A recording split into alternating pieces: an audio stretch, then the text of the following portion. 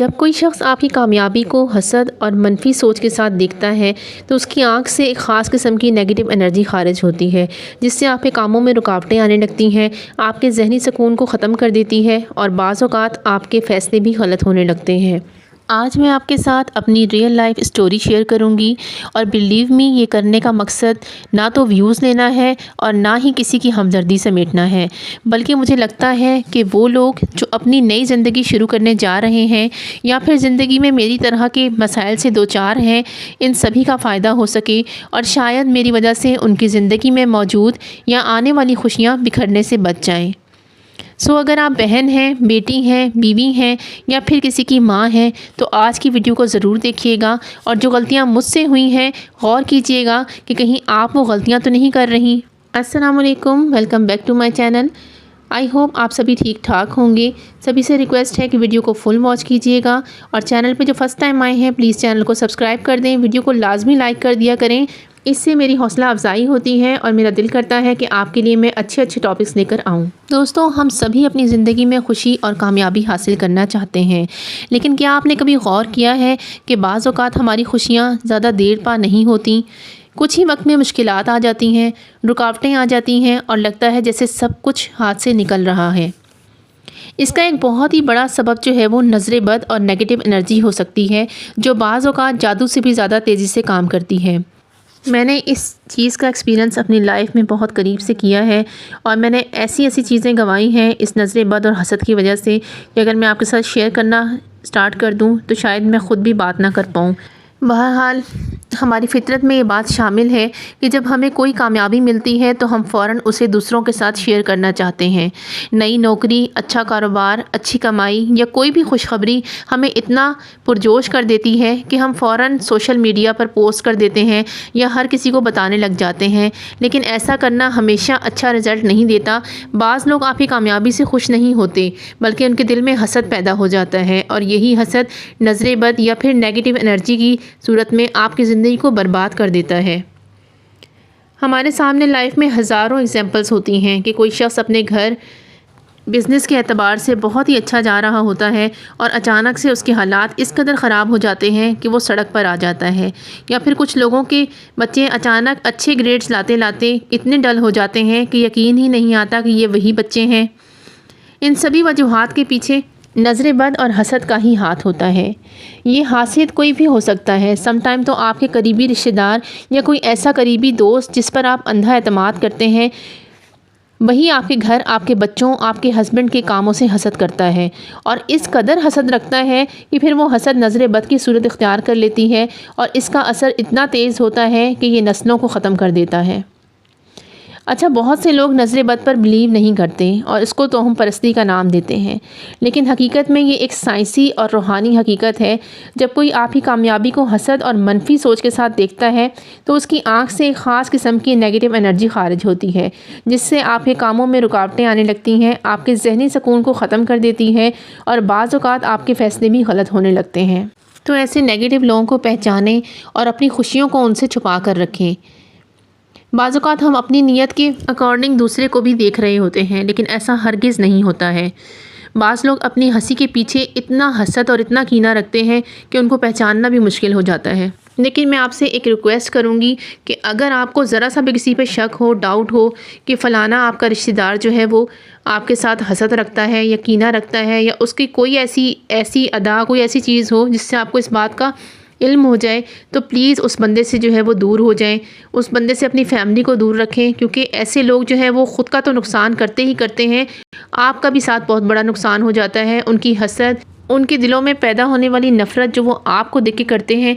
और ये जो हासिद लोग होते हैं ना, ये कुछ ऐसे नहीं बन जाते हैं हासिद, इनकी ज़िंदगी में ख़ुद बहुत सी कमियाँ होती हैं और ऐसे लोग जो होते हैं वो इस तरह के होते हैं कि अगर उनके पास कुछ अच्छा होता भी है ना तो वो अपनी इस हसद की बीमारी की वजह से उनको वो नज़र नहीं आता। उनको दूसरों की चीज़ें बहुत अच्छी लगती हैं, बहुत अट्रैक्ट करती हैं, दूसरों के बच्चों पे उनकी ज़्यादा नज़रें होती हैं और दूसरे के बच्चे को वो कुछ करते हुए देखती हैं ना तो बस वो फिर क्या होता है कि अपने बच्चे को आके मार कूट के उन्होंने वही काम करवाना होता है, भले उस बच्चे का इंटरेस्ट उसमें हो या ना हो। तो ये चीज़ें जो है ना उनके अपने बच्चों के लिए भी ख़तरनाक होती हैं, तो साथ साथ वो अगले का भी बेड़ा गर्क कर देती हैं। उनकी नज़रें, उनकी ये हरकतें अगले के बच्चों को भी जो है ना वो बिल्कुल परेशान करके रख देती हैं। बच्चे बीमार होने लग जाते हैं, हस्बैंड के काम में रुकावटें आना शुरू हो जाती हैं, और सम टाइम ये कीना और ये जो जलन होती है ना वो इतनी बढ़ जाती है कि फिर आप जो है ना वो उल्टे कामों की तरफ भागते हैं। आप अगले बंदे को उसका अच्छा नहीं चाहते, आप चाहते हैं कि किसी तरीके से इसके साथ मैं ऐसा कुछ कर दूं कि ये तबाह बर्बाद हो जाए।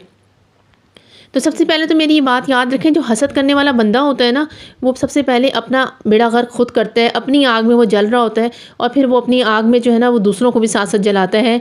तो ये चीज़ जो है ना, एक तो पहली बात ये है कि बहुत ही बुरी चीज़ है। अगर ये ज़रूरी नहीं कि कोई हमसे ही हसद कर सकते हैं, हम भी इंसान हैं, हमारे दिल में भी इस तरह की चीज़ें आ सकती हैं। तो इससे बचने का मैं आपको जो तरीका बताने वाली हूँ ना, अगर आपके अपने अंदर भी कभी आपको फ़ील होता है ना, ख़ुद को भी चेक करें। आप ख़ुद को चेक करना बहुत ज़रूरी होता है। हम दूसरों पे तो फ़ौरन वो उंगली उठा लेते हैं, दूसरे को फ़ौरन हम पॉइंट आउट करते हैं कि ये फ़लाना बंदा जो है ना ये हमसे हसद करता है, लेकिन हम अपने ऊपर जो है ना उस चीज़ को गौर नहीं करते। तो आप देखें, अपने पर गौर करें। अगर कभी आपको जो है ना किसी कोई चीज़ अच्छी लगती है ना, हम इंसान हैं, हमें लग सकती है किसी की वो चीज़ अच्छी, किसी में किसी के अंदर कोई ऐसी क्वालिटी हो सकती है जो हमारे अंदर नहीं मौजूद, तो आप फ़ौरन जो है ना उस बंदे को माशाल्लाह बोलें। अल्लाह ताला ने हमें जो है ना इसकी चीज़ें बताई हुई हैं, हमारे नबी ने हमें बताया हुआ है कि हमने ऐसी चीज़ को देख के क्या करना है। दुआएँ हैं सारी इस्लामी, उन पे फ़ोकस करें। बच्चों को सिखाएं कि जब किसी कोई चीज़ देखो, कोई चीज़ अच्छी लगे तो उसको जो है वो खुश हो जाओ तुम देख के किसी की चीज़ को अचानक, और तुम्हें ये एहसास हो कि तुम्हारे पास नहीं है, तो उसके लिए दुआ करो उस बंदे के लिए कि अल्लाह इसको और नवाज़, इसको और नवाज़, को और दे, और इसकी सदक़े हमें भी जो हमारे पास कमी है हमें भी वो अता कर। इस तरह ना करें कि आप अगले को अज़ियत में डाल दें, आप अपनी हाय लगा दें अगले की चीज़ को देख के कि बस अगला जो है ना बेचारा वो फिर उठ ही ना सके उस जगह से। आपकी ऐसी जो है वो नज़र आपकी उस पर असर करे कि वो बंदा बिल्कुल ही गिर के रह जाए। आपने समटाइम अपनी फैमिली में ऐसे लोग नोटिस किए होंगे जो अगर कहीं हम लोग गैदरिंग में बैठते हैं ना तो वहाँ पे वो लोग बिल्कुल चुप होकर बैठ जाते हैं, मीसने बन जाते हैं, बिल्कुल ऐसे खामोश, जैसे बस बिल्कुल इनको तो कोई परवाह ही नहीं है किसी की। लेकिन जो है ना दर हकीकत वो लोग वो इतनी परवाह दूसरे की कर रहे होते हैं ना, वो इतना गौर कर रहे होते हैं दूसरे की बातों पर, दूसरे के कपड़ों पर, दूसरे के जूतों पर, कि बस फिर वो ऐसे हो जाते हैं कि बेचारों के मुँह से आवाज़ ही नहीं निकल पाती। यानी वो इतना हसद का शिकार हुए होते हैं। और फिर हम क्या सोचते हैं उनके बारे में, हम ये सोचते हैं ये तो बेचारा खामोश बैठा रहता है सबके बीच में, ज़्यादा बोलता ही नहीं है। और जो ज़्यादा बोलने वाले होते हैं ना उनको हम समझते हैं हमेशा ये तो बस ऐसी दिमाग ही खाता रहता है, फलाना है। तो याद रखें, हमेशा कभी भी ज़्यादा बोलने वाले से मत डरें। वो तो बोल देगा, उसके दिल में जो बात होगी वो निकाल देगा अपनी हड़बड़ी में, अपनी बातों में, अपने उसमें उलझन में वो कर जाएगा वो बात। लेकिन ये जो मीसने लोग होते हैं ना, जो चुप करके बैठ के सुन के आंखें घुमा घुमा के देख रहे होते हैं इधर उधर और खामोशी के साथ जो नोटिस कर रहे होते हैं ना, तो असल जहरीले लोग यही होते हैं। वो इतना बेचारे जो है ना हसद का और उसका शिकार हो जाते हैं कि वो उनके मुंह से ना जुमला भी एक अदा करना मुश्किल हो रहा होता है। वो ऐसा टाइम होता है। और हमारा क्या होता है, हमारे में बहुत लोग ऐसे होते हैं जो सोच रहे होते हैं अल्लाह ये बेचारा तो ना ज़्यादा बात भी नहीं करता, और वो फ़लानी तो बड़ी तेज़ है, जहाँ बैठती है वहीं पे बातें शुरू कर देती है और जुमले कस रही होती है और फलाना कर रही होती है। तो ये जुमले कसना जो मैंने आप यूज़ किया ना वर्ड, तो ये भी बहुत अच्छी बात नहीं होती है। ये भी बड़ा सोच समझ के, यानी मुँह से किसी के लिए आप बात निकाला करें। ये भी दूसरे की दिल आज़ारी जो होती है ना, ये भी बहुत बड़ा गुनाह, बहुत बड़ा कुफ्र के उसमें ज़ुमरे में आता है कि आपने किसी की दिल आज़ारी की है। क्योंकि आपको पता है ना कि जैसे अल्लाह ताला ने बोला है कि मैं हकूक़ुल्लाह तो माफ़ कर दूँगा, लेकिन हकूक़ुल इबाद जो है ना वो मैं माफ़ नहीं करूँगा। मैं बंदों के हकूक़ कभी माफ़ नहीं करूँगा। अपने हकूक़ अगर मेरे किसी ने कोई, अल्लाह कहता है अगर किसी ने मेरे साथ कोई मेरे हकूक़ में कोई कमी कर दी है ना, तो वो फिर मेरे ऊपर है, हो सकता है मैं माफ़ भी कर दूँ। लेकिन मेरे किसी बंदे के साथ ज़्यादती की है ना, उसको तकलीफ़ दी है, उसको परेशान किया है अपने जुमलों से, अपने रवैयों से या अपनी हरकतों से, कीना हसद बुग़्ज़ रख के, तो फिर मैं कभी माफ़ नहीं करूँगा। ये मत सोचना कि मेरे पास आओगे और तुम्हें उस चीज़ की माफ़ी मिल जाएगी। तो इस चीज़ का ना बहुत ख़्याल रखा करें। बाज़ औक़ात हम बहुत ज़्यादा जो है ना वो बन जाते हैं कि बड़े कॉन्फिडेंट वाले बनते हैं, और जो बड़ा दूसरे को वो हमें होता है कि भाई ये तो हमारे तो ज़ुबान के ऊपर जो है ना जवाब रखे हुए होते हैं, तो बड़ा हाज़िर जवाब है जी हम। तो इस तरह से करके ना हम दूसरे की दिल आज़ारी भी सम टाइम कर देते हैं। तो इस चीज़ का भी ख़्याल रखें। और दूसरा, जो ऐसे लोग हों जो हसद और कीने वाले लोग हैं ना, उनको पहचानें, अपनी फैमिलीज़ में, अपने दोस्तों में, और ऐसे लोगों से दूर हो जाएँ। नहीं, सबसे बेहतरीन जो इसका इलाज है ना इस चीज़ का, कि आप इसको ख़त्म करना चाहते हैं, तो ऐसा शख्स जिसको पहले ही आप पसंद नहीं है, जो आपको देख के बेचारा तकलीफ़ में आ जाता है, जिसको टेंशन लग जाती है आपके कपड़ों से, आपकी बातों से, आपके और आपके हस्बैंड की मोहब्बत से, आपके बच्चों की कामयाबियों से, तरक्कियों से उनकी, तो वो बेचारा वैसी तकलीफ़ में आ जाता है आपको देख के, तो आपको ज़रूर उसको तकलीफ़ देनी है जाके।